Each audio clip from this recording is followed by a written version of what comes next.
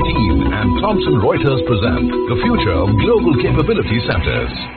Hello and welcome to CNBC TV18 and Thomson Reuters presents the future of global capabilities centers. Now, in our previous discussions, we understood that GCCs have been a strategic focus and essential value driver for organizations across the spectrum. Forward-looking GCCs have turned into global powerhouses for processes, centralization of which was thought of as unimaginable in the past. Now, such GCCs were able to envision, articulate the business case internally, and also successfully chart the journey of their evolution, all with a growth mindset. So what does a roadmap to the future of GCCs really look like?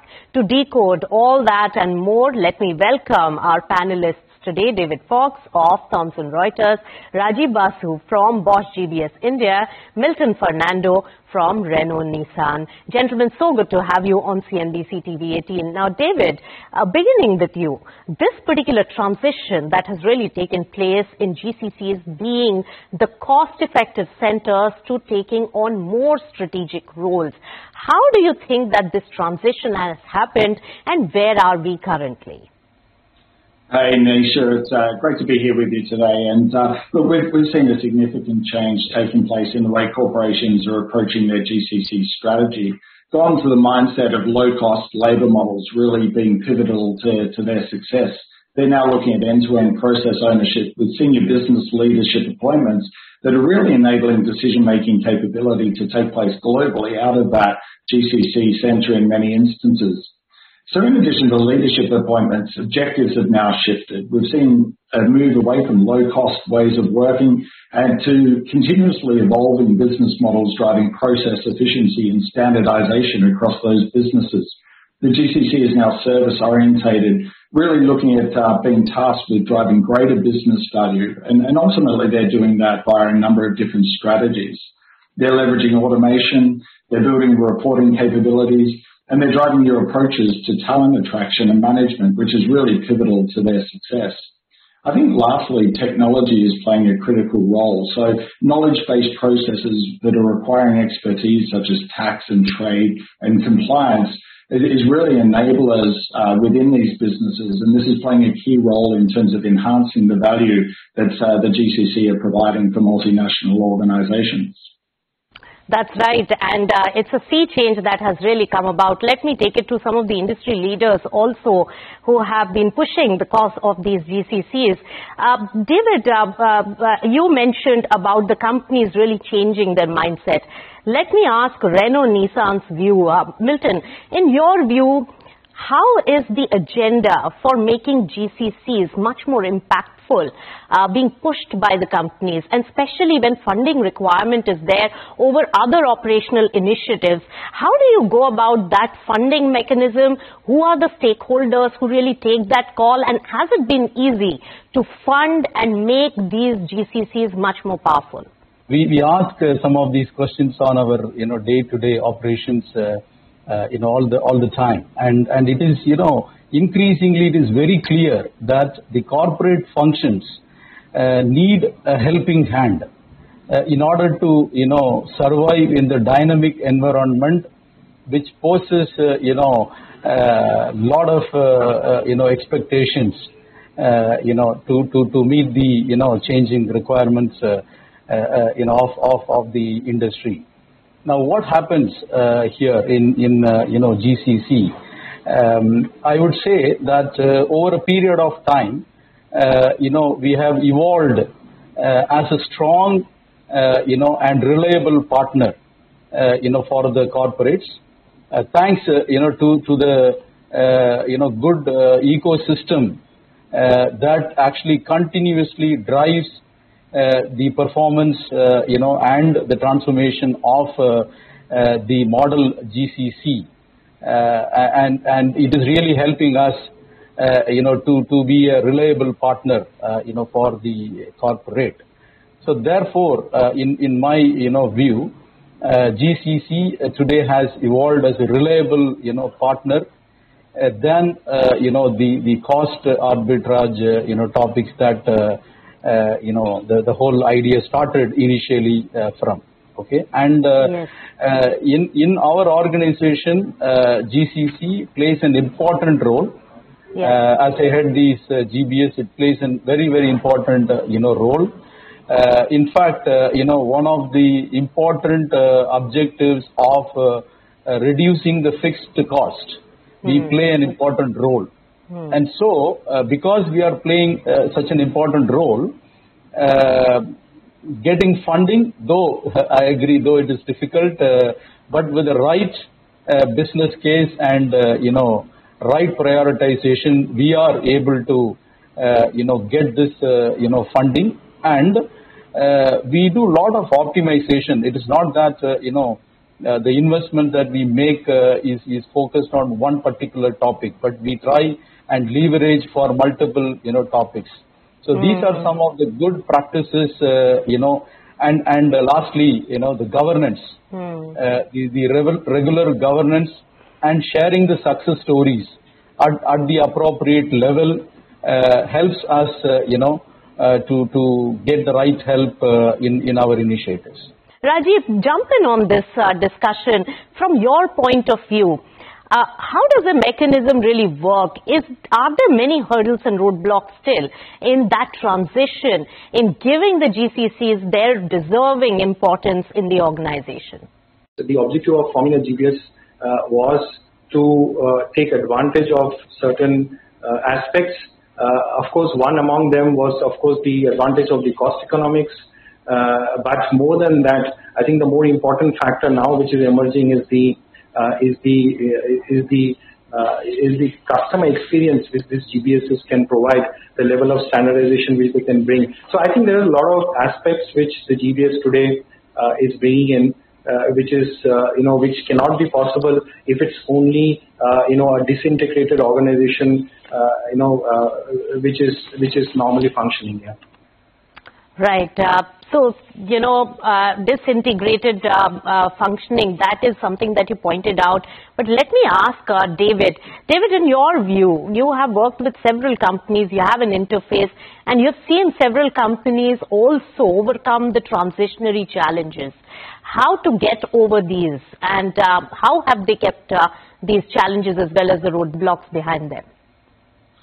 Well, I think we've seen a lot of evolution when it's come to business case models, Nisha. So traditional business cases have looked at hard savings, but they've tended to ignore components such as talent retention, reputational damage, and unforeseen business events that can create significant financial liability. So financial benefits are not always easy to measure when we're talking about topics such as compliance, changes to laws and regulations in the various markets that we're talking about. So it really has needed to evolve in terms of how business cases are constructed and how the executive is engaged to ensure that there's going to be backing and collective success for these GCC-based business cases. I think further, there's a lot of time outsourcing looks strong in terms of a broader strategic approach. But when GCCs are focusing on particular niche strategies such as tax and compliance, the numbers aren't necessarily as compelling as might have otherwise been the case. So in reality, they really need to have a handle on how much time and energy is being invested into compliance within their organization, because it's often a black box that really needs to be unpicked and better understood to make sure that the right numbers and the right risk profile is included in those cases to really get the broader backing from the business leadership, and in often cases such as the board. Rajiv, another important aspect in the kind of hurdles that we may see, how do you manage the resistance that is there from the current process owners, from this transition, from this country-specific roles to taking on more centralized operations? I think for that, I think two things. I mean, in my experience, what I have noticed is, of course, there will be resistance because you cannot naturally, replace an experience of many years, in a very short period of time. I think what is required is a huge commitment is required from the enterprise, not only the current process owners or the people in the global capability centers, but I think a huge commitment is required from the CEOs, the CFOs to make this successful. This definitely eases the resistance which you see initially growing up when such kind of announcements are made. Secondly, I think it's a broader mindset issue. I think we need to break this mindset on a very case-to-case basis. So the mindset can be changed if you give the confidence that yes, there is the competence, let's say, to do a kind of a statutory reporting of some other country from India, or a kind of mindset where we say, okay, even if, and of course, some of the concerns of those, I would say, can be taken care when you shift those processes to GCCs. For example, what happens to the personnel? Who needs to be redeployed due to this migration. So Rajiv, some very interesting points made there, but David, Milton, Rajiv, hold your thoughts. We have many more things to really discuss when we talk about the growing prominence of global capability centers, and also how does it fit in to the matrices which really define that they have been successful. We'll discuss that and more when we return after a very short break. CNBC TV 18 and Thomson Reuters present the future of global capability centers. CNBC TV 18 and Thomson Reuters present the future of global capability centers. Welcome back. You're watching CNBC TV 18 and Thomson Reuters presents the future of global capabilities centers. And we have a panel of gentlemen who have been working on GCCs very, very actively and have a lot of insights to share. Milton, anything you have to share on really breaking out from the present forms and also in finding solutions and making the GCC importance really understood? Absolutely, absolutely. I think it is a mindset game as we are dealing with people. Though the concept of whether it is shared service center or GCC, GBS, though it is well matured model, but still we have challenges in making people accept that this will work. So those challenges are very regular. However, with our knowledge and experience that we gained over a period of time, we capitalize on those tried and tested solutions. We may not be 100% perfect on a particular situation, but we are more or less there. So when we share such tested practices and solutions, definitely the receiving customers are over a period of time come and agree, then work with us to create more value. This is one way we manage right. the changes, and we don't really restrict ourselves to a particular a scenario or to a scope. We right. actually go out and then see the end-to-end challenges that the customers or the functions are facing. Right. So David, when you make a business case to any company for this mammoth project to be taken up, what are the parameters on which the companies really bet their money on this transition? Well, I think that there's some fundamental aspects of how to construct the business case and obviously have at the forefront of the thinking what those decision-making criteria are going to be. So undoubtedly, there's consistent themes when we work with organizations. So they're competing for limited funding, and they're also needing to work for a political landscape that can often have conflicting agendas, be it through the CEO, CFO, CIO, or ultimately the board in terms of where they would like to be heading. So when we sit down with organizations, we really have a look at their holistic business requirements and context that they're operating within. And so recently we had a case with one of our organizations we're working closely with in India that wanted to automate and create a center of excellence for global trade compliance. And so really to build out a robust business case and strategy, We worked with that organization around the risks to delays in shipping and clearing customs in the over 65 countries that they operate within, the requirement for accuracy and documentation. But beyond that, also enhancing the business case based on efficiencies and compliance, we have a look at competitive differentiation. So how is a business going to better inform their end customer through some really tight processes? And in that particular context, a strong center of excellence around global trade and compliance. So working with us, we really look to bring the expertise that we've been able to gather with tier one enterprise organizations and really start to impart that knowledge and that expertise and that experience with our partners as they look to construct the business model to take them forward in the context of GCCs. All right, so several of those, but one important aspect that I would definitely like to ask, because business case is really defined by the return on investment. Rajiv, what do you think? Is it one of the most important components which helps in making the board decisions on the GCCs getting more prominence, more funding, and the growth opportunities? I think it's a very pertinent question. I think it is definitely a key component.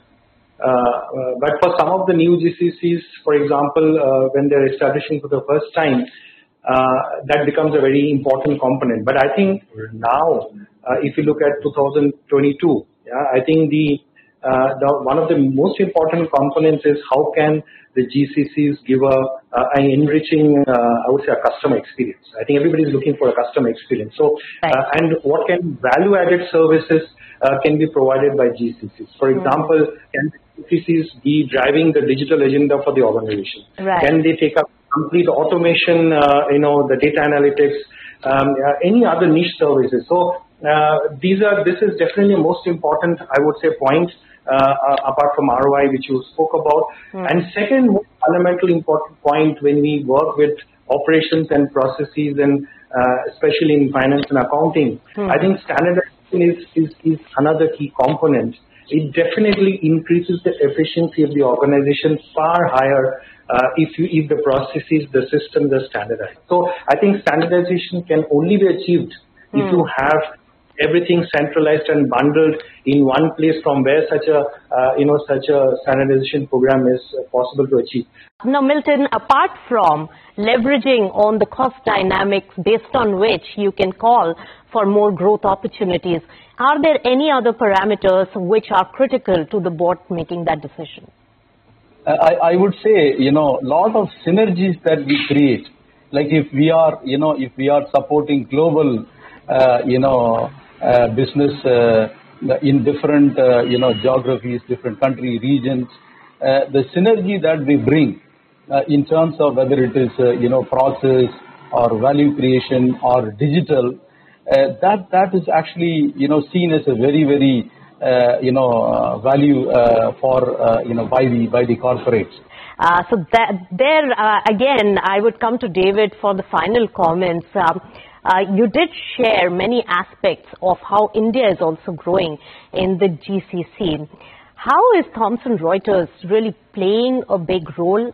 What are the kind of investments you're making? What is the future outlook that you see in India gaining more prominence, and how are you participating in shaping the future of GCCs in India?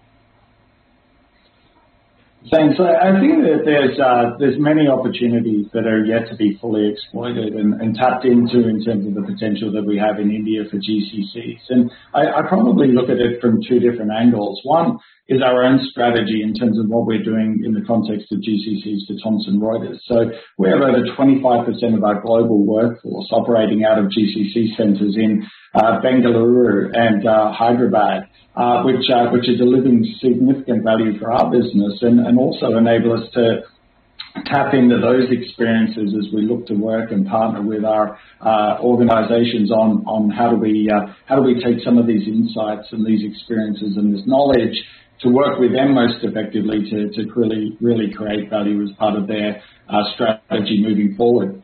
The experiences that we've got is that India is a wealth of talent for us to tap into. And so it's, well-educated, really strong work ethic, great culture. And so that's bringing about significant value to our organization as we ultimately look to enhance our culture more broadly. So we're certainly tapping into the capabilities that we're bringing in. And beyond the GCC itself, we've made appointments into senior leadership positions and decision-making roles. So we're finding that the influence of those within those GCCs is permeating more broadly through Thomson Reuters. And we're also able to tap into that talent for other locations and other roles and opportunities when particularly appropriate as well. Incredibly exciting location, incredibly exciting context that we're discussing, and I think that the best is certainly yet to come in terms of the work that we're doing in this space. Right, David, your energy is really infectious, and you are really excited about the opportunities in India and cultural fit, you said. And one important takeaway is that tax, trade and compliance, in which a lot more can be done when it comes to GCCs in India. And that's something that you're also heavily focusing on. So, gentlemen, lots of takeaways. David, Rajiv, and Milton, thank you so much for joining us with your insights. But I would say, as a final comment, in the last discussion we had, two T's had really come out, that is tech as well as talent, being very, very critical. And in today's discussion, my biggest takeaways would be the two S's, that is synergies as well as standardization. They play a pivotal role in making GCCs more prominent, and that's where India is heading to. But that is a wrap on this edition of CNBC TV 18 and Thomson Reuters presents The Future of Global Capabilities Centers. Thanks so much for tuning in. CNBC TV 18 and Thomson Reuters present The Future of Global Capability Centers.